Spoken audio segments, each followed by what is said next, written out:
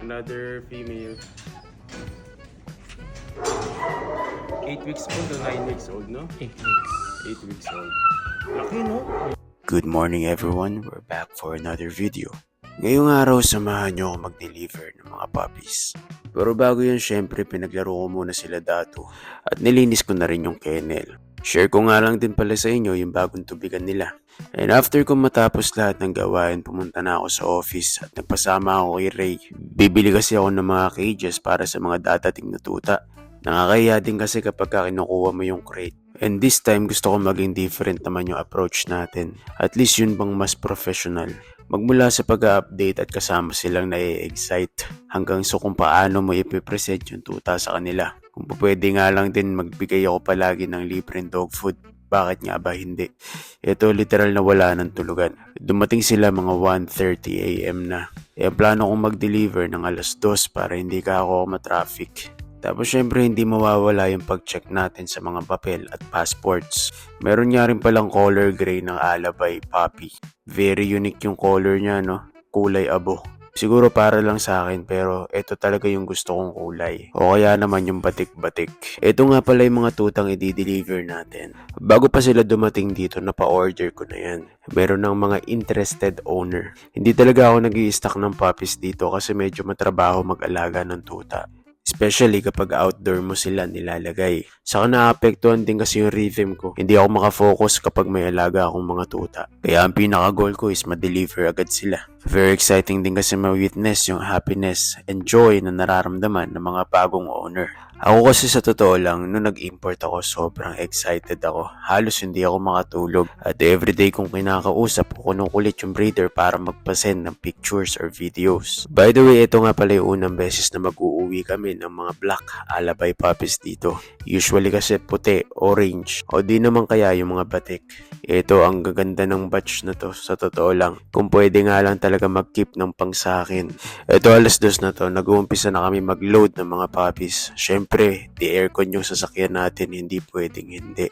Dahil para sa mga tuta ay sobrang stressful ito. And by the way, straight from Mongolia nga pala sila. So most likely, wala pa silang mga kain. At makalipas nga ang 1 oras at kalahati, andito na tayo sa bago niyang tahanan. Medyo nahiya nga ako kasi sobrang aga talaga namin. Pero wala akong magagawa, ayoko din kasi matraffic. Pero sobrang grateful ako sa owner and family ng owner ng bagong puppy. Kasi kung naaalala nyo si Dollar noon, ito na siya ngayon. Sobrang tikas, sobrang ganda.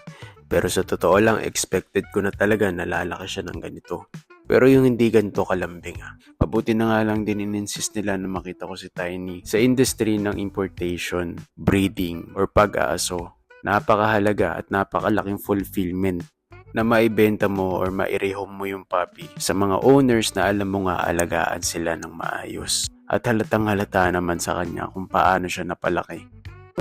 Sobrang alert ng buntas nyo. Confident ako na time. Ang laki kasi yun. Yun na! Tiny! Tiny! Come! Tiny! Tignan nyo naman yung headpiece niyan. Kahit sinong mag-aaso alam na napakagandang aso nito. Pero ito, meron na naman silang bagong aabangan. Sobrang pogi din. At after natin ma-deliver ng unang puppy, time check, 4:00 na. Babiyahe naman tayo papunta sa QC. Sa Commonwealth nga pala tayo dadaan at hindi ko inaasahan na medyo traffic na din pala ng ganong oras. And finally, after 40 minutes na biyahe, nandito na tayo sa second location natin. Idadrop lang natin yung puppy. Nanghihinaya nga lang din ako, hindi ko na-meet yung owner. Pero okay lang yun kasi sobrang aga pa naman talaga. At alam kong busy din sila, ayoko namang abala. At kung maalala nyo yung Cane Corso na puppy na galing Thailand, eto na siya ngayon. Ang laki at ang haba na ng katawan. Nakakatawa talaga na makita na nagiging maayos yung paglaki ng mga puppy na naire-rehome natin. Pero still, puppy pa rin to. Malambing pa din. Halata naman sa body language niya.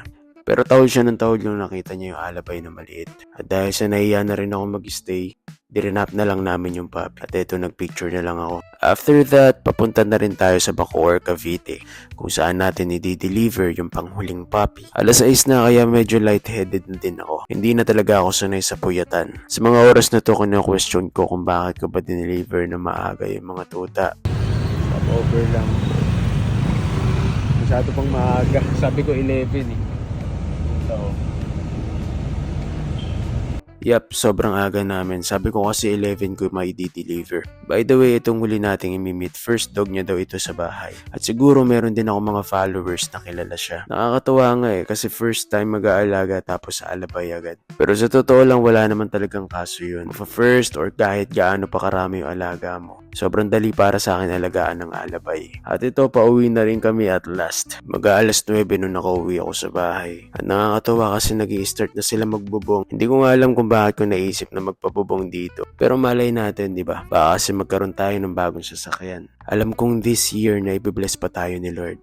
Yung bang 10 beses. Ayun guys, maraming salamat sa panonood. By the way, available nga pala itong female alabay. So, message nyo lang ako kung interested kayo. Again, thank you so much. God bless.